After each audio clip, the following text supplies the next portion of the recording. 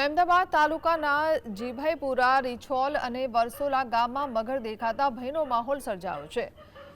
જીભાઈપુરા કચ્છઈ road પરથી 12 ફૂટથી વધુ લાંબો, જ્યારે રીછોલના એક મકાનમાંથી 60 ફૂટ લાંબો મગર ઝડપાયો। રેસ્ક્યુ કામગીરી દરમિયાન આરએફઓ અધિકારી ઇજાગ્રસ્ત થતા તેમને ગાંધીનગર હોસ્પિટલ ખસેડાયા છે। વન વિભાગની ટીમે બંને મગરોને સલામત રીતે પકડી મહેમદાબાદ ફોરેસ્ટ ઓફિસરે ખસેડી ગ્રામજનોને સાવચેત રહેવા અપીલ કરી છે।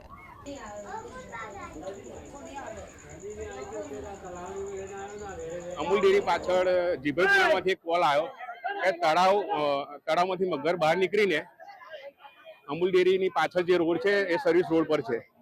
પછી રાત્રે 2 વાગે અમે ફોરેસ્ટ ડિપાર્ટમેન્ટની ટીમ સાથે અમૂલ ડેરી જીભાઈપુરા ગયા।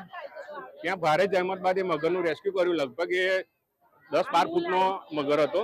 એ મગરનું રેસ્ક્યુ કર્યું। મગર રેસ્ક્યુ દરમિયાન અમારા ફોરેસ્ટ ડિપાર્ટમેન્ટના મનહર સર, આરએફઓ સાહેબ, અમારી ટીમના 2 માણસો અને ફોરેસ્ટ ડિપાર્ટમેન્ટના ટીમના માણસોને એ મગરે ઇન્જર્ડ કરેલા છે।